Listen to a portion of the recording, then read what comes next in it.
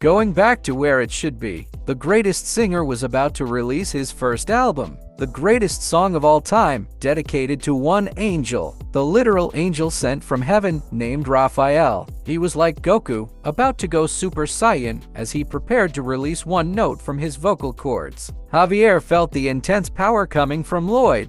It was the same feeling he had experienced in the past, like when he became a swordmaster, one level below a grandmaster. Raphael, who had no idea how deadly Lloyd's voice was, spoke arrogantly. He said that he hoped Lloyd would refrain from becoming a sinner who interferes with the duties of the heavenly realm. He told Lloyd that, as he could see, he possessed strength on par with the Grand Master whom he knew well. He added that someone who was only a swordmaster would be no match for him. I don't know if Lloyd was laughing or about to sing, but poor Raphael didn't realize that this wasn't a battle of swords and martial arts. It was a battle of endurance enduring the deadly voice of Lloyd that even made demons in hell cheer at how crazy it was. Javier was ready to release all of his strength, but this time, not for a fight. It was to protect himself. He generated enough aura just to shield his ears from the deadliest concert in the world. He covered his ears and ducked as if a grenade had been thrown near him. Solistas looked at the Dragon King Verkis. Verkis was casting a spell, which was in the process of activating. Solistas was confused about what this guy was doing. This lazy bastard hadn't cast a spell to protect himself, but instead teleported somewhere, not to a faraway city or country, but this dragon first protected himself from the voice. He teleported to the moon. He figured it was the safest place where Lloyd's voice couldn't reach. While those two were in battle, the weather was quite nice today. The sun was vibrant, and the birds were chirping healthily. Fish swam in the clean lake near the area where the Truth Jewel was being constructed. The fish were healthier and more energetic than ever, able to leap into the clear blue sky. Lloyd was in a maestro pose, the kind of pose a singer takes before releasing the highest note, the hardest one to reach. One line of the song came out of Lloyd's mouth, but a dark thing emerged from his body. It was like polluted air, and anyone who heard it would die instantly. This dark thing looked like black magic that could kill anyone who heard it. The song grew louder and louder, engulfing the entire area near the construction site. The beautiful melody from Lloyd's vocal cords filled the air. If demons had been there, it would have been a feast for them. The sound spread not only to the construction area but also to the nearby mountain ranges of the estate. Lloyd's normal voice was so powerful that it reached the entire city. Even the loyal White Lancers, who treated Lloyd as their god, began to go crazy. They started cursing. People everywhere swore at how insane Lloyd's voice was, and their friendliness toward him plummeted. The same thing happened with other departments. They were going crazy, their veins bulging as they held their ears to endure the madness of his voice. In the final minute of the song, their ears began to burst and blood spurted out. Their friendliness toward Lloyd hit rock bottom. They completely forgot about their master. They could only utter one word, the four-letter F word, the worst curse of all time. At last, the music Lloyd was singing began to settle down. The black mist that covered the entire area started to fade away. That music was truly a concert, as there was even smoke surrounding it. A swordmaster, a national threat who could be the best warrior of a nation, was singing. That was the worst possible scenario. The golden voice, the handsome face, and the crazy mind, that was the perfect combination Lloyd had. And that song was dedicated to only one being. That was the angel Raphael. Raphael was speechless. His eyes widened, and he started sweating profusely, his body shaking after hearing the song dedicated to him. He was speechless. This guy hadn't taken cover and was just standing there, directly hit by Lloyd's nuclear bomb of a voice.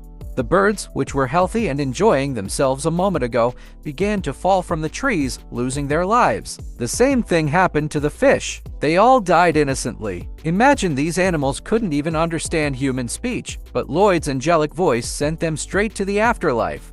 Raphael, who hadn't taken cover, suffered the most. It was a direct hit, and blood started dripping from his nose. He got a nosebleed from Lloyd's golden voice. He could only say one word after hearing the song, and it was the four-letter word that starts with an F and a U. It was full swearing from the angel.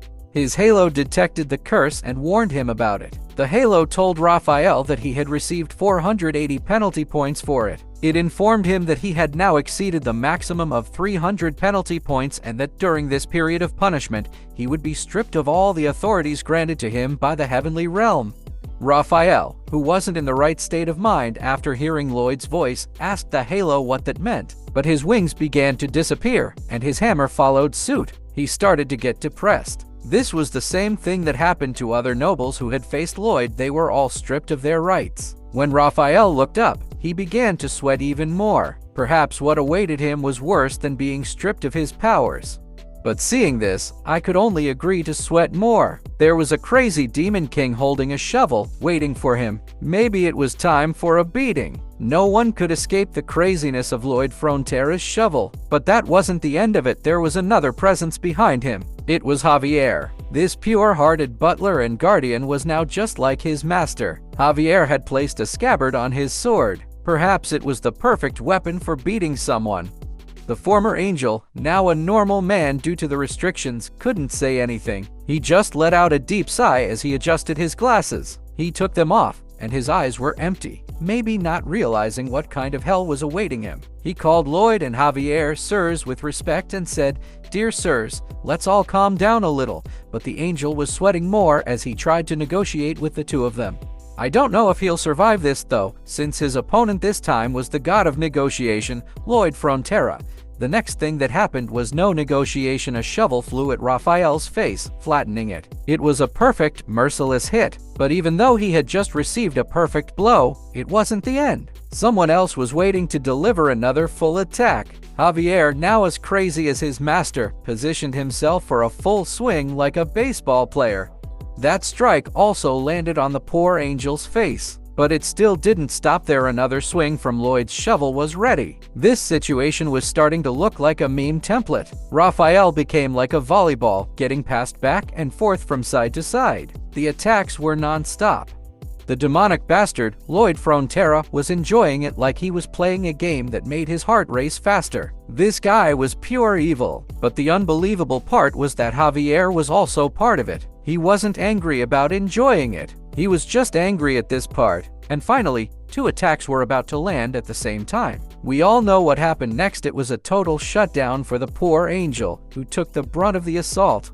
The next day, everything seemed peaceful at the Frontera estate. The poor angel had really taken a beating. His body was wrapped in bandages as he slowly woke up, feeling the pain all over. His eyes and cheeks were swollen from the beating he had received. Raphael, still disoriented and confused, began to ask where he was. Lloyd, sitting beside him, greeted him with a soft smile, saying, "You're awake now." In that moment, Lloyd appeared as innocent as a lamb, someone you might believe was genuinely concerned. He looked at Raphael and, with a gentle tone, said that he had been worried, watching over him throughout the night, fearing he might never wake up again.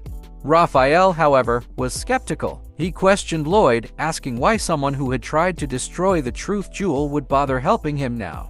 Lloyd said that his reason was because he knew that Raphael was not a bad person. Lloyd added that the only problem was that their values were different. He told Raphael that he didn't believe anyone was a villain based on the situation. Raphael pondered what Lloyd said, wondering if it was really true that there were no villains in their situation. But remembering those guys who were so happy while beating him to death, he began to question if that was really the case. Then, some crazy guy slammed the door where Raphael was resting. It was Javier. Lloyd asked Javier what he was about to do this time. Javier raised his sword and was about to smash it on Raphael. The poor angel, who was on the side, was quite alarmed by Javier's violent action. Javier told Lloyd that they must kill Raphael and urged him to let him do it. Lloyd stopped Javier, telling him to stop what he was doing. He told Javier that Raphael was an angel and they shouldn't do something like that. Lloyd then slammed the door, having managed to push Javier out. So Javier became the villain this time. Maybe this was some sort of act or plot created by Lloyd Frontera. Lloyd wiped his sweat as if pushing Javier was too much for him. Lloyd told Raphael that Javier was quite hot-tempered and said he was really having a hard time stopping that cruel side of him. Then he started laughing to ease the atmosphere. But what actually happened was that Lloyd was the one who wanted to smash and beat Raphael. He had told Javier that he wanted to end the angel's life. and Javier was the one holding Lloyd back, telling him that this guy was still an angel. Lloyd twisted the story, making himself seem like the good guy. What a cruel bastard. On the other hand, this made the poor angel believe that Lloyd was a very good person, when in fact, Lloyd was the role model of demons, and Helcarus wanted him to be his successor in hell. Raphael, an innocent lamb, started to get teary-eyed, feeling that someone had protected him. He bowed down and thanked Lloyd, saying he was such a good person. Lloyd told him that what he was doing was nothing and that anyone would do the same. But as he said that, a smirk appeared on his face as another plot formed in his mind. Lloyd thought that just as he expected, Raphael was completely naive, exactly as the novel intended for him. Lloyd laughed evilly in his mind, thinking that this was all too easy for him.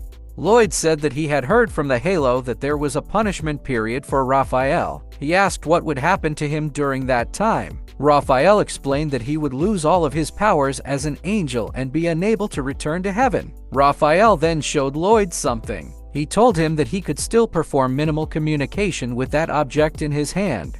Lloyd asked if it was a smartphone. Raphael replied that it was not a smartphone, but something called a clever phone. Since clever and smart are almost synonymous, Lloyd remarked that both heaven and hell had a really bad naming sense. Raphael started to get confused by what he heard. Little did he know that this guy had once ruled a group of demons in hell. Lloyd then asked Raphael if that also meant he would try to destroy the truth jewel again once his punishment was over.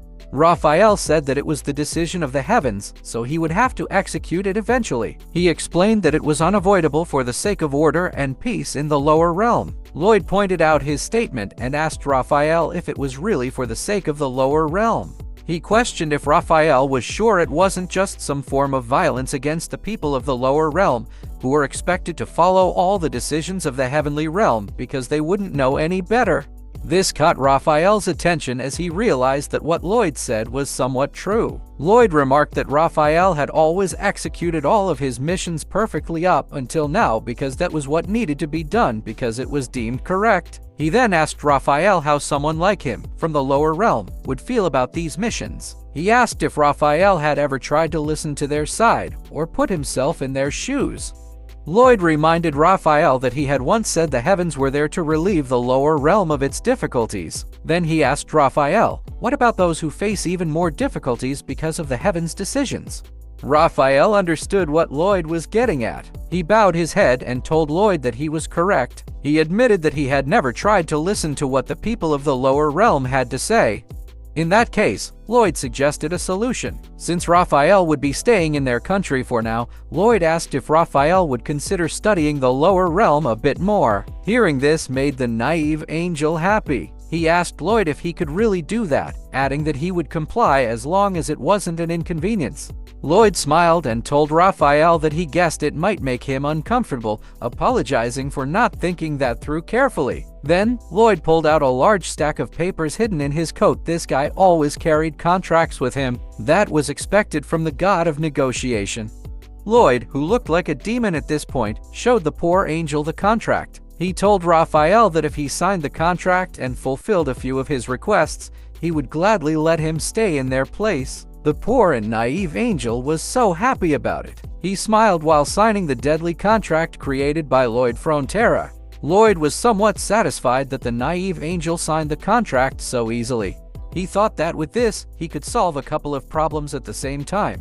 This evil demon smiled like a villain, thinking that by using Raphael, he could take the Eye of Summer from the Queen. By obtaining that item, he could use it to stop the freezing of his heart. What cruel fate awaited the poor angel? Would he survive this contract, or would Lloyd become a new model for the angels?